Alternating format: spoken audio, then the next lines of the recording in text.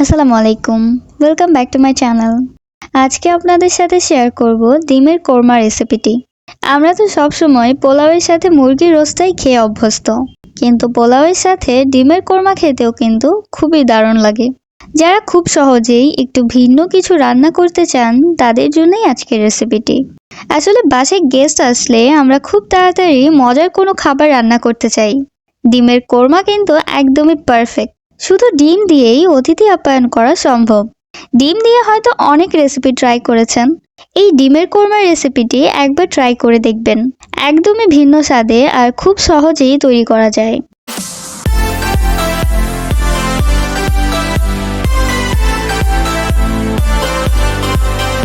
এখানে আমি নিয়েছি 6টি ডিম। ডিমগুলো আমি ভালো করে সিদ্ধ করে নিয়েছি। একটু ভালোভাবে বয়েল করে নিতে হবে, হাফ বয়েল হলে আবার ভেঙে যাওয়ার পসিবিলিটি থাকে। তারপর নিয়েছি পেঁয়াজ। আমি এখানে 3 ভাগে পেঁয়াজ নিয়েছি, পেঁয়াজের পেস্টের জন্য, বেরেস্তার জন্য আর রান্না শুরুতে দেওয়ার জন্য। এখানে 3টা পেঁয়াজ টুকরো করে কেটে নিয়েছি। এখন আমি পেঁয়াজের টুকরোগুলো ব্লেন্ড করে নিয়েছি। তারপর এখানে পেঁয়াজের পেস্ট, 1 চামচ করে আদা আর রসুনের পেস্ট নিয়েছি। আমি এখানে 3টা পেঁয়াজ কুচি করে নিয়েছি বেরেস্তা করার জন্য। ডিমের কোরমায় কিন্তু শেষে এই বেরেস্তাটা দিলে খুবই ভালো লাগে খেতে। তারপর এখানে 2টা পেঁয়াজ কুচি করে নিয়েছি তেজপাতা, দারচিনি, এলাচ আর কতগুলো গোলমরিচ। তারপর নিয়েছি টক দই। এখানে আমি হাফ কাপ পরিমাণ টক দই নিয়েছি আর হাফ কেজি লিকুইড দুধ নিয়েছিলাম। আপনারা গুঁড়া দুধটা গুলিয়েও ব্যবহার করতে পারেন। এবার একটা প্যানে বেশ খানিকটা তেল দিয়েছি। এই তেলেই আমি পুরো রান্নাটা শেষ করব। এখন ডিমগুলো ভেজে নিব। 1 চিমটি লবণ দিয়েছি।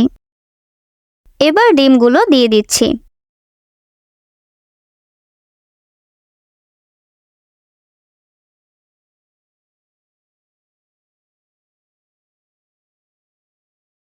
ডিমগুলো সামান্য ভেজে উঠিয়ে নেব। ডিমগুলো উঠিয়ে এখন ওই তেলে দিয়ে দিচ্ছি পেঁয়াজ কুচি। এই পেঁয়াজ কুচিগুলো আমি বেরেস্তা করে রাখবো, তাই একটু লাল লাল করে ভেজে নিচ্ছি। এবার সবগুলো ডিমের চারপাশে একটু কেটে কেটে দিয়েছি, যাতে ডিমের ভেতরে ভালোভাবে মশলাটা ঢুকতে পারে। তারপর দিয়েছি বাকি পেঁয়াজ কুচিগুলো। এবার তেজপাতা, এলাচ, দারচিনি আর গোলমরিচ দিয়েছি। পেঁয়াজ, রসুন আর আদার পেস্টটাও দিয়ে দিচ্ছি।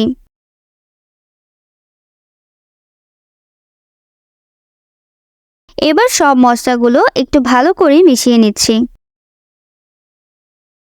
এবার দিয়ে দিচ্ছি 1 চামচ লবণ।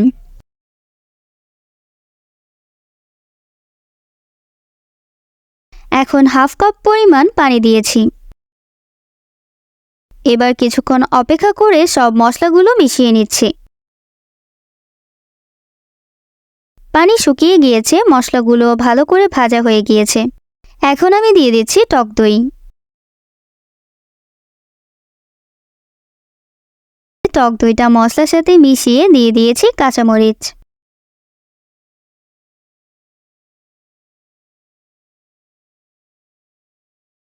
এখন দিয়েছি 1 চামচ চিনি। যেহেতু আমি টক দই ব্যবহার করেছি, তাই আমি এখানে 1 চামচ চিনি ব্যবহার করছি। চিনিটা ব্যবহার করলে খেতে কিন্তু অনেক ভালো লাগে। এবার দিয়ে দিচ্ছি হাফ কেজি পরিমাণ দুধ। এবার একটু ঢেকে দিয়েছি।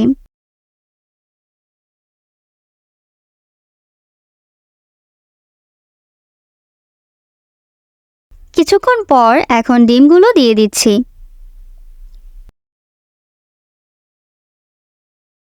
এবার গ্রেভিটা একটু মাখা মাখা হওয়া পর্যন্ত অপেক্ষা করব। গ্রেভিটা কিন্তু অনেকটাই মাখা মাখা হয়ে গিয়েছে। এখন আমি নামিয়ে নিয়েছি। এবার উপরে একটু বেরেস্তা ছড়িয়ে দিয়েছি। আপনারা বাসায় অবশ্যই রেসিপিটি ফলো করে এই ডিমের কোরমাটি করবেন। ডিম তো আমরা প্রতিদিনই কতভাবেই খাই, ভাজি করে, ভুনা করে, কিন্তু এই ভিন্ন স্বাদের ডিমের কোরমাটা করে দেখবেন। সবার অবশ্যই ভালো লাগবে। আর ভালো লাগলে একটা লাইক দিয়ে দেবেন আর সাবস্ক্রাইব করবেন। ধন্যবাদ।